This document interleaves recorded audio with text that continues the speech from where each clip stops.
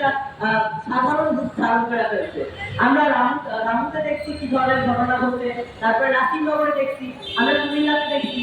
আমরা যাদের দেখতেছি যারা এই সাম্প্রদায়িক ঘটনাগুলো ঘটাইতেছে, তারা মূলত যারাই তৌহিদি জনতা আর কি, তারাই তৌহিদি জনতাগুলা কেমন যেন তাদের কাছে এই সাম্প্রদায়িক ব্যাপারগুলো ঘটাইতে কেমন যেন তাদের কাছে মজা লাগে।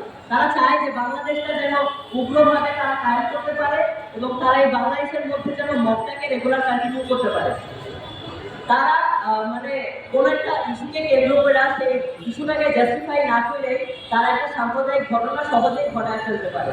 তারা রামুতে যে ঘটনা ঘটাইছে, নাসিরনগরে যে ঘটনাগুলো ঘটাইছে, সব জায়গায় গেলে একই ধরনের মানুষ বা একই জাতের মানুষের কাছে বিষয়কে দেখা যায়। বাংলাদেশে সবসময় বাংলাদেশের মানুষরা একসঙ্গে থাকতে চাইছে, বাংলাদেশের হিন্দু মুসলমান সবসময় একসঙ্গে থাকছে। অথচ দিন শেষে এরকমই সাম্প্রদায়িক লোকগুলো বা এরকম তৈরি জনতাগুলোর কারণে কখনোই বাংলাদেশের মধ্যে একদম পুরোপুরিভাবে অসাম্প্রদায়িকতা রূপটা বা অসাম্প্রদায়িকতার চেতনাটা পুরোপুরিভাবে প্রতিফলিত হয়ে উঠতে পারে না।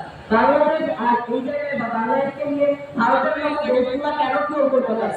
কারণ বাংলাদেশ এখন হচ্ছে এরকম বাজে বিকৃত মস্তিষ্কের মানুষগুলো আছে।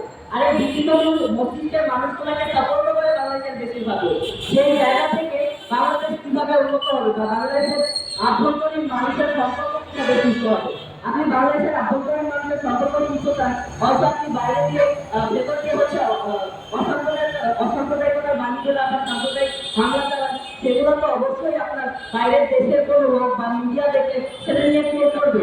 তো সেখানে আমি যদি ভারতের মিডিয়াগুলোর বিপক্ষে কথা বলতে চাই, তখন এইসব ব্যাপারগুলো আমাকে হচ্ছে বারে বারে খোঁচা দেয়, বলে জিজ্ঞেস করে যে তোর নিজের দেশের লোকদের মধ্যে কেউ হচ্ছে খাবলা বেশি, তো যেখানে তুই কিভাবে অন্য দেশের মিডিয়া নিয়ে কথা বলতে চাস? তো অন্য দেশের মিডিয়া কথা বলার যে দিকটা, সেই দিকটা আমরাই তৈরি করে রাখি। কারণ আমরা বাংলাদেশে মানুষ হইয়া এই সকল সাম্প্রদায়িক ঘটনাগুলার পক্ষে হয়ে কথা বলি এবং এগুলা নিয়ে কথা বলি, প্লাস হচ্ছে এই তৌহিদি জনতাগুলোকে সাপোর্ট করতেছি বলে আমরা মূলত বাংলাদেশের আজকে এই হালটা দেখতেছি। তো যতদিন না আমরা হচ্ছে এই অসাম্প্রদায়িকতা নিজের মনের মধ্যে না তৈরি করতে পারবো, ততদিন এই সাম্প্রদায়িক হামলাও বন্ধ হবে না, তাছাড়া এই সাম্প্রদায়িক যে রূপটা আছে বাংলাদেশে বর্তমানে সেটাও থাকবে না বলে আমরা মনে করি।